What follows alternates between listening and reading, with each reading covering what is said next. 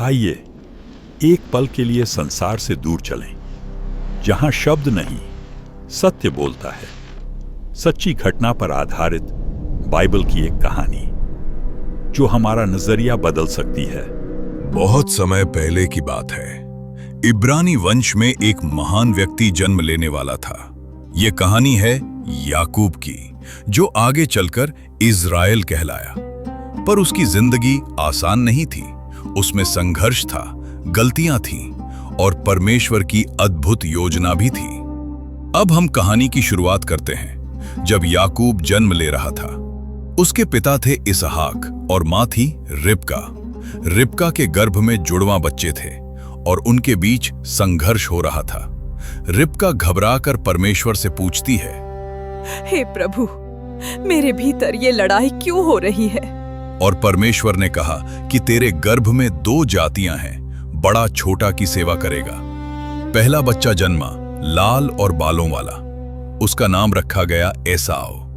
दूसरा जन्मा और उसने अपने भाई की एड़ी पकड़ रखी थी। उसका नाम रखा गया याकूब, यानी एड़ी पकड़ने वाला। याकूब शांत स्वभाव का था और घर के पास रहता था। एसाव शिकारी था और जंगलों में भटकता था। एक दिन एसाव बहुत भूखा होकर घर लौटा।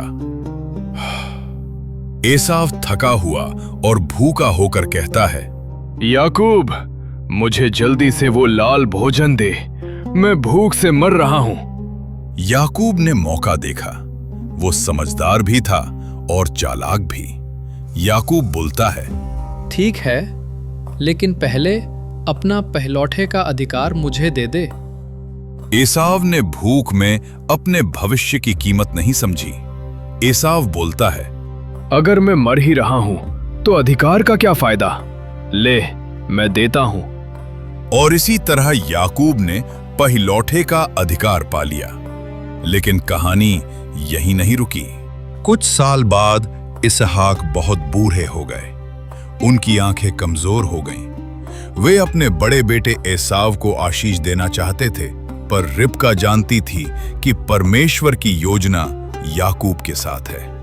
इसहाक बोलता है, एसाव, शिकार कर और स्वादिष्ट भोजन बना, फिर मैं तुझे आशीष दूंगा। रिबका ने यह सुना और याकूब से बोली, बेटा याकूब, आशीष तुझे मिलेगी, तू मेरे कहने के अनुसार कर। याकूब डर भी रहा था। माँ, अगर पिता पहचान गए तो मैं शाप का पात्र बन जाऊंगा। डर मत, शाप मैं अपने ऊपर ले लूंगी, तू बस कर जैसा मैं कहती हूँ। रिबका ने याकूब को एसाव के कपड़े पहनाए और उसके हाथों पर बकरी की खाल बांधी ताकि वो बालों वाला लगे। याकूब भोजन लेकर पिता के पास गया। इसहाक बोलता है, बेटा, तू कौन है? मैं आपका बेटा एसाव हूं। इसहाक ने स्पर्श किया और धोखे में आकर आशीष दे दी। याकूब को वो आशीष मिल गई जो जीवन बदल देती है। थोड़ी देर बाद एसाव आया और सच्चाई सामने आ गई। एसाव का दिल क्रोध से भर गया। एसाव बोलता है, याकूब ने मेरा अधिकार भी ले लिया और अब आशीष भी। अब मैं उसे मार डालूंगा। रिबका ने याकूब को बचाने के लिए कहा कि वो अपने मामा लाबान के पास हारान चला जाए।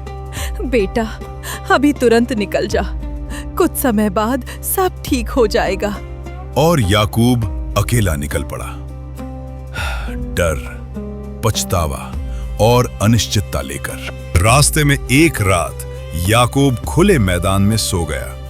पत्थर को तकिया बनाया और सोते ही उसने एक अद्भुत सपना देखा। उसने देखा स्वर्ग तक जाती एक सीढ़ी और उस पर स्वर्गदूत ऊपर नीचे जा रहे हैं और परमेश्वर ने उससे बात की। परमेश्वर का संदेश, मैं तेरे साथ हूं, मैं तुझे छोड़ूंगा नहीं, मैं तुझसे किया हुआ वादा पूरा करूंगा। याकूब कांप उठा। उसका मन बदल गया। सचमुच ये स्थान परमेश्वर का घर है। याकूब अपने मामा लाबन के घर पहुंचा। वहां उसने लाबन की बेटी राहेल को देखा। और उसका दिल वहीं रुक गया। मैं राहेल से विवाह करना चाहता हूँ। मैं 7 साल काम करूंगा। 7 साल याकूब ने मेहनत की, लेकिन विवाह की रात लाबन ने धोखा कर दिया। राहेल की जगह लिया दे दी। आपने मेरे साथ ये क्या किया? ये धोखा क्यों?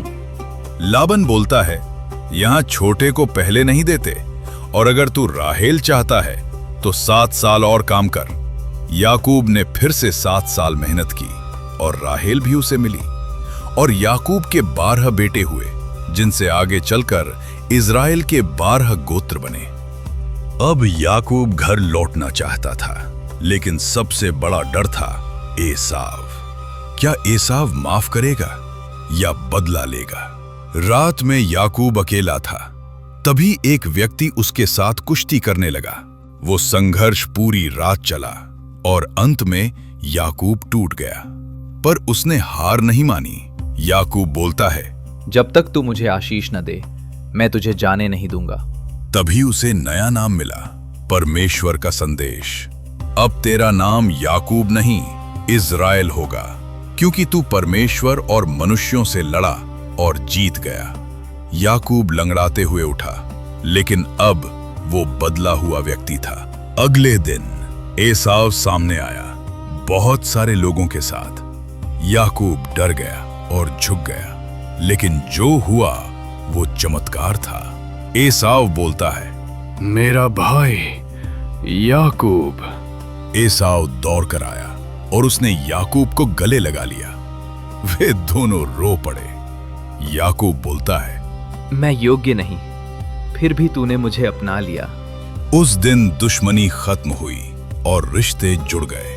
समय बीता, याकूब वृद्ध हो गया। उसके जीवन में दुख भी आया, लेकिन परमेश्वर की योजनाएं भी पूरी हुईं। याकूब के सबसे प्रिय पुत्रों में से एक था यूसुफ, जो मिस्र में प्रधान अधिकारी बना। अंत में याकूब अपने परिवार के साथ मिस्र गया और वहां उसने अपने बेटों को आशीष दी। याकूब बोलता है, मेरे बच्चों, परमेश्वर तुम्हें बढ़ाए और तुम्हारे वंश से एक महान उद्देश्य पूरा होगा। और इस तरह याकूब, जिसे दुनिया एड़ी पकड़ने वाला कहती थी, वो परमेश्वर की कृपा से इज़राइल बन गया, एक महान राष्ट्र की शुरुआत। याकूब की कहानी हमें सिखाती है, गलतियां इंसान से हो जाती हैं, लेकिन अगर दिल बदल जाए और परमेश्वर का हाथ पकड़ लिया जाए, तो परमेश्वर आपकी पहचान बदल सकता है और आपका भविष्य भी। अगर आपको यह कहानी पसंद आई हो तो लाइक करें और सब्सक्राइब करें, क्योंकि अगली कहानी और भी पावरफुल होगी। अगर आप बाइबल को गहराई से जानना चाहते हैं तो हमारे साथ जुड़िए। हम आपको बताएंगे बाइबल के हर पात्र की कहानी, उनका विश्वास, उनका संघर्ष और उनका उद्देश्य। अभी सब्सक्राइब करें worship of God YouTube channel और परमेश्वर के वचन को और गहराई से जानें।